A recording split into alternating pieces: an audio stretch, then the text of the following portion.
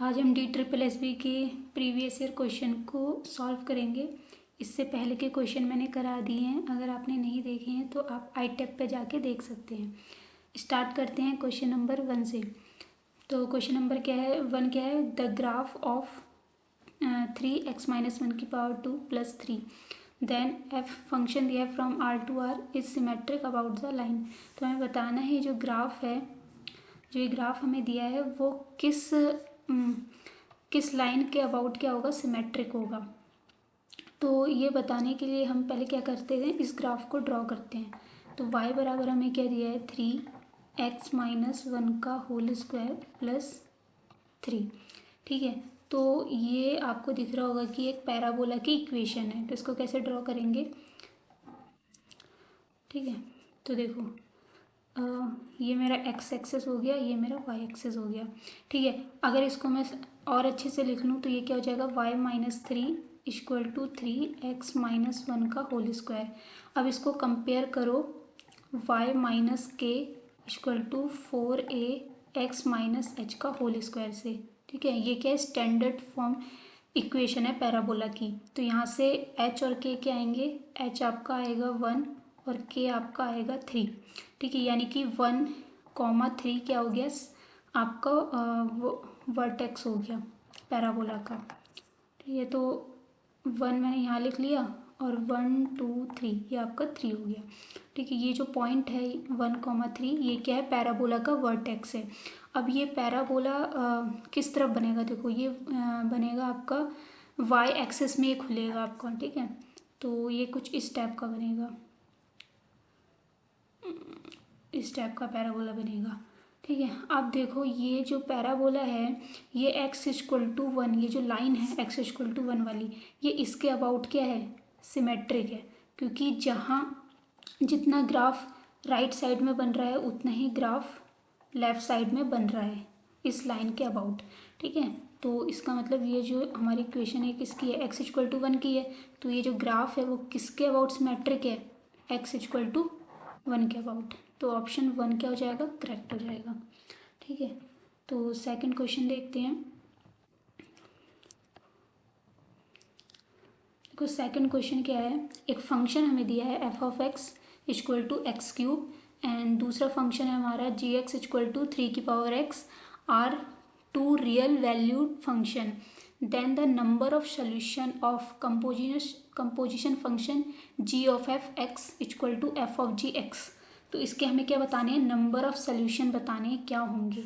तो देखो इसको सॉल्व करो पहले। ठीक है, तो हम पहले इसको सॉल्व करेंगे, जी composition f(x) = f composition g(x). ठीक है, तो अब इसको हम कैसे लिख सकते हैं, g(f(x) = f(g(x)। ठीक है, तो g f(x) की वैल्यू पुट कर दो, f(x) क्या है हमारा x³ है, तो यहाँ x³ आ जाएगा। f g(x) क्या है हमारा 3x, यहाँ 3x आ जाएगा।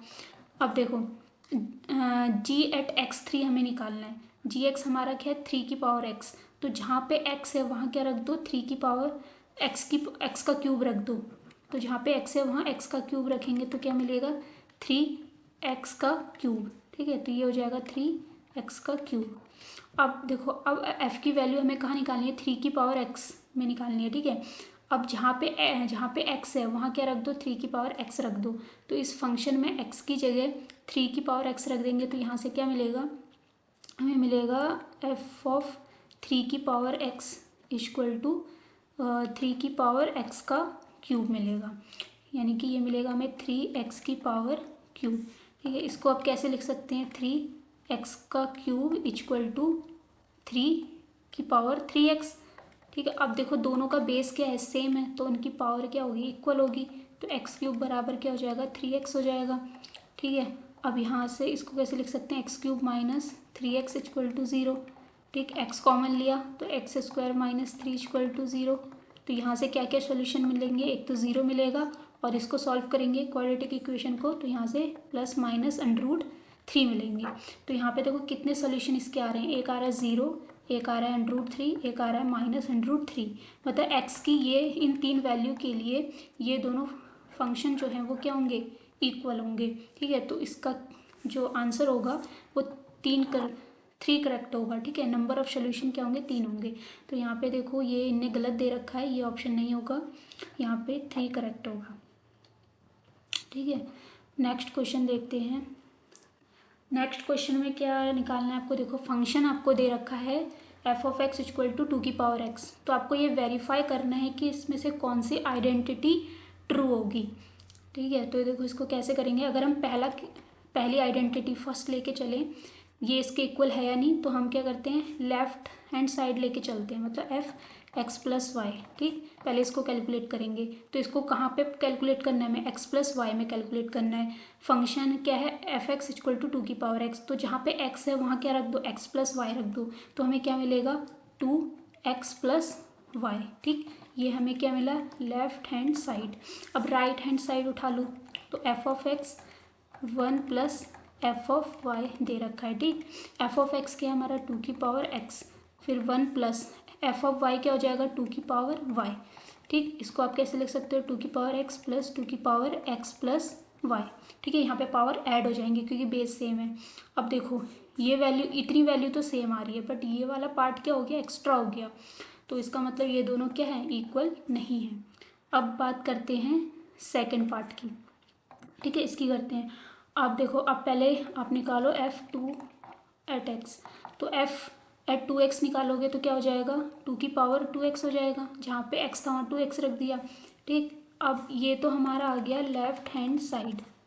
अब आप निकालो f(x)(2), तो ये क्या मिलेगा 2, f(x) क्या है आपका 2^x, ठीक। तो ये क्या मिलेगा 2^x + 1, ठीक। बेस सेम है तो पावर ऐड हो जाएंगी, तो वही हुआ यहाँ पे।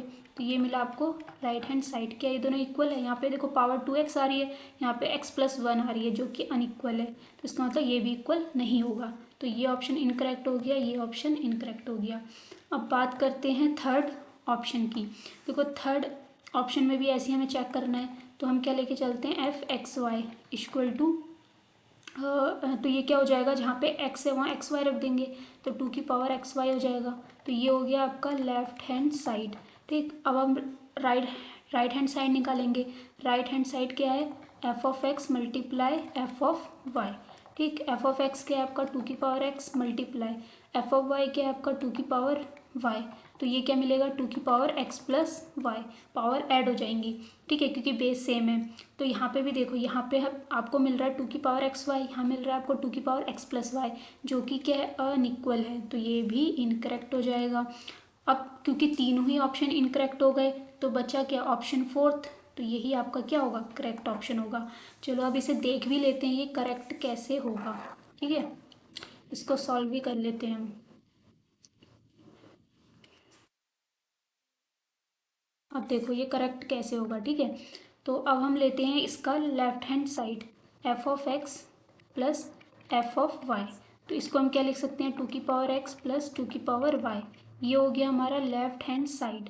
अब हम लेके चलते हैं राइट हैंड साइड, जो कि क्या दे रखा है हमें f(x + f(x) ब्रैकेट में ये आपका है, एक मिनट इसको सही से लिख देते हैं, ये हो जाएगा f(y - x), ठीक है। तो देखो f(x) क्या हो जाएगा 2^x, f(x) फिर से 2^x मल्टीप्लाई f(y - x) निकालना है, ये क्या हो जाएगा 2^y - x, ठीक है। अब ये हो जाएगा 2^x प्लस, देखो बेस सेम है, फिर से पावर ऐड हो जाएंगी, तो ये x से x कट जाएगा, तो 2^y हो जाएगा, ठीक है। तो यहाँ पे आप देख सकते हो ये हो गया आपका राइट हैंड साइड। तो देखो लेफ्ट हैंड साइड क्या है 2^x + 2^y, और राइट हैंड साइड भी क्या है 2^x + 2^y, दोनों क्या है इक्वल है, इसीलिए फोर्थ ऑप्शन क्या है आपका करेक्ट हो गया। अब बात करते हैं नेक्स्ट क्वेश्चन की। देखो नेक्स्ट क्वेश्चन में क्या दिया है आपको, इसमें क्या करना है for a set of circle in a plane the relation concentric is, तो आपको बताना है कि जो रिलेशन हमें दिया है कोसेंट्रिक सर्कल का वो क्या होगा, इक्विवेलेंट रिलेशन होगा, रिफ्लेक्सिव होगा, सिमेट्रिक होगा, या नॉन ट्रांजिटिव होगा। तो देखो इक्विवेलेंस रिलेशन जो होता है, ठीक है, ये तीनों प्रॉपर्टी सेटिस्फाई करता है, मतलब अगर हमारा जो रिलेशन है वो रिफ्लेक्सिव है, ठीक है, रिफ्लेक्सिव भी है और सिमेट्रिक भी है सिमेट्रिक भी है और ट्रांजिटिव भी है, ट्रांजिटिव भी है। तो हम अगर हमारा फंक्शन, अगर हमारा रिलेशन ये तीनों प्रॉपर्टी रखता है तो उस रिलेशन को हम क्या कहते हैं, इक्विवेलेंस रिलेशन बोलते हैं, इक्विवेलेंस रिलेशन बोलते हैं। ठीक है, तो अगर हमें इक्विवेलेंस रिलेशन चेक करना है तो इसका मतलब पहले हमें रिफ्लेक्सिव देखना पड़ेगा, उसके बाद सिमेट्रिक, उसके बाद ट्रांजिटिव। ठीक है, तो हम पहले रिफ्लेक्सिव देख लेते हैं, उसके बाद सिमेट्रिक, उसके बाद ट्रांजिटिव।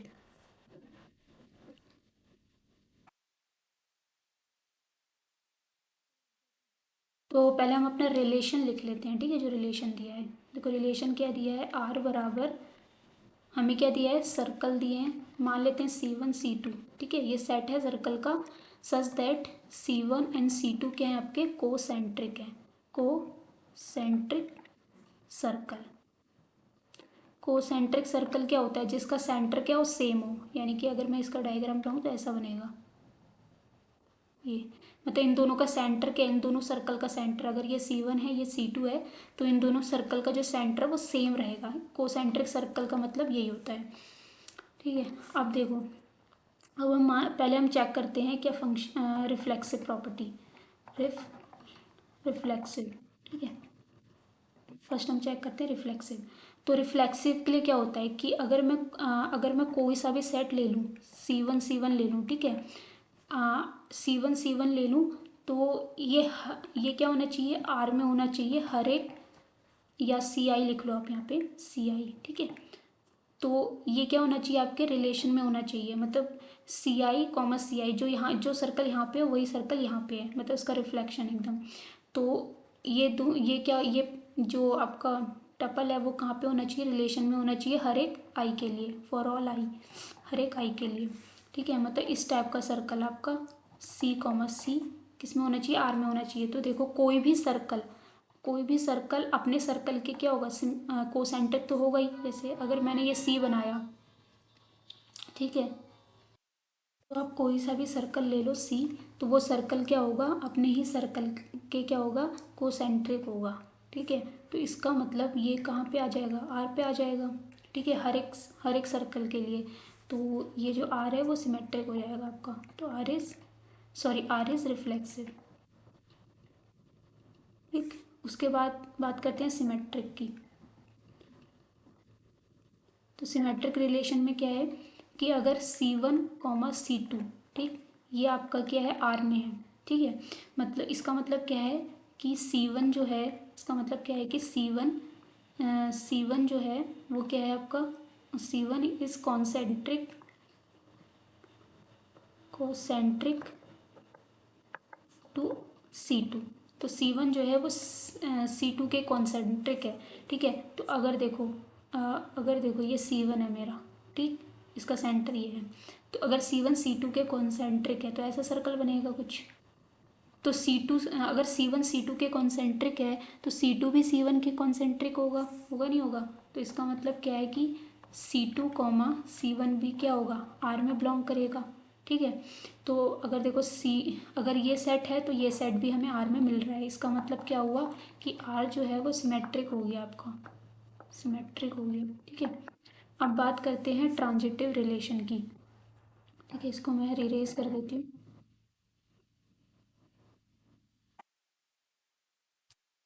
ट्रांजिटिव रिलेशन की बात करते हैं अब हम, ट्रांजिटिव रिलेशन। ठीक है, तो वो ट्रांजिटिव रिलेशन में क्या है कि अगर C1, C2 ये आपका क्या है, R में है, इसका मतलब क्या है कि C1 C2 के कॉन्सेंट्रिक है।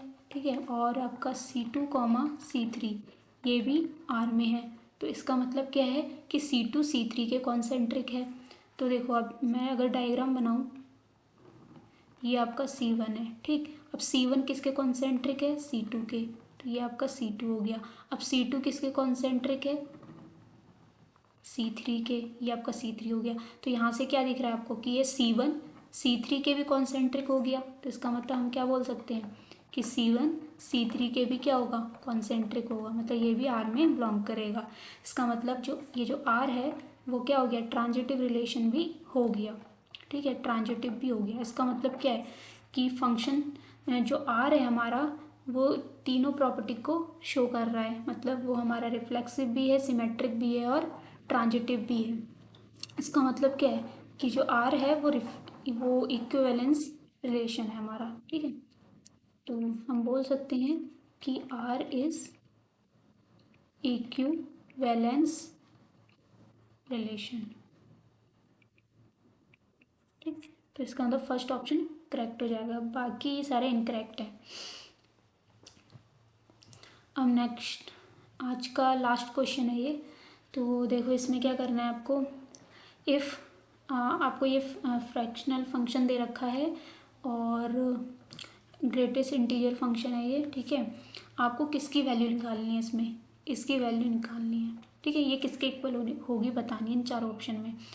तो ये बताने के लिए हम पहले इसको ही सॉल्व करेंगे जो हमें दिया है। तो अभी ना इतने पार्ट को अलग रख लो, इतने पार्ट को हम बाद में ऐड कर देंगे, पहले हम इतने पार्ट को सॉल्व करेंगे। ये दिख रहा है इतना पार्ट, ठीक है। तो पहले हम इसको सॉल्व करेंगे। तो इसको सॉल्व करने से पहले आप ये वाला फंक्शन को देखो कि इसको हम कैसे लिखते हैं। तो फ्रैक्शनल फंक्शन इक्वल टू क्या होता है, x minus greatest integer of x, ठीक। इसका मतलब ये होता है यहाँ पे। तो यहाँ पे देखो अब मैं इसको सॉल्व कर रही हूँ, ठीक है। समेशन के इक्वल टू 1 से 100 और यहाँ पे आपको दिया है एक्स प्लस के अपॉन में 1000 है ये। तो इसको हम कैसे लिख सकते हैं, summation k equal to 1 to 1000। देखो ये अभी मैंने बताया कि इस फ्रैक्शन फंक्शन को हम कैसे लिख सकते हैं, x minus greatest integer function, तो इसको लिख लो अब ऐसे ही। तो ये हो जाएगा x plus k minus greatest integer function x plus के डिवाइडेड बाय 1000, ठीक। ऐसे लिख सकते हो अब आप इसको। अब देखो अब के कहाँ से आ रहा है, देखो ये जो के है, के आपका इंटीजर है क्योंकि ये तो 1 से 1000 जा रहा है। तो के कहाँ से आपका आ रहा है, आप बोल सकते हो नेचुरल नंबर से आ रहा है, ठीक है, पॉजिटिव नेचुरल नंबर है। तो आपने एक प्रॉपर्टी पढ़ी होगी, अगर x में आप कोई n ऐड कर रहे हो और इसका ग्रेटेस्ट इंटीजर फंक्शन निकाल रहे हो, तो ये वैल्यू हो जाती है x का greatest integer function plus n, ठीक है। ये वैल्यू के इक्वल हो जाएगा। तो इसका मतलब इसको आप कैसे लिख सकते हो, summation k equal to 1 to 1000 x plus k minus, इसको आप कैसे लिख सकते हो, ये हो जाएगा आपका एक्स का ग्रेटेस्ट इंटीजर फंक्शन और ये आपका प्लस के हो जाएगा और यहाँ माइनस है तो इसलिए यहाँ पे माइनस के हो जाएगा, ठीक है। और नीचे क्या आ जाएगा 1000, के से के कैंसिल हो जाएगा और ये यहाँ पे आपको क्या मिलेगा, summation k equal to 1 to 1000 x minus greatest integer function x upon 1000। अब देखो ये जो क्वांटिटी है इतनी, ये क्या होगी, के से इंडिपेंडेंट हो गई, इसका मतलब इसको हम बाहर लिख सकते हैं। तो x minus mod of greatest integer function divided by 1000, ठीक। अब यहाँ पे क्या कर रहे हो, समेशन कर रहे हो 1 का समेशन कितने टाइम्स कर रहे हो, 1000 टाइम्स कर रहे हो, 1000 टाइम्स, ठीक। तो इसकी वैल्यू क्या होगी, मैं यहाँ लिख रही हूँ। तो ये हो जाएगी हमारी x minus greatest integer function x divided by 1000 multiply 1000, ठीक। इससे कैंसिल हो जाएगा तो इसकी वैल्यू हमें क्या मिलेगी, x minus greatest integer function x, ठीक। इसको थोड़ा मैं रेज कर रही हूँ। अब देखो मैंने कहा था कि इसको हम बाद में ऐड करेंगे, इतना पहले कैलकुलेट कर लेते हैं। तो इसकी वैल्यू जो हमारी निकल के आई वो ये आई, ठीक। अब इसको ऐड कर लो जो बची क्वांटिटी थी, तो x प्लस अब ये वाली क्वांटिटी लेंगे x minus greatest integer function x, इससे कट जाएगा, क्या मिलेगा x। तो आंसर आपका क्या है, x है इसका, ठीक है, यानी कि थर्ड ऑप्शन करेक्ट हो जाएगा, ठीक है। आज के लिए बस इतना ही, इससे आगे के क्वेश्चन नेक्स्ट वीडियो में करेंगे, ठीक है। अगर वीडियो अच्छी लगे तो please like share and subscribe.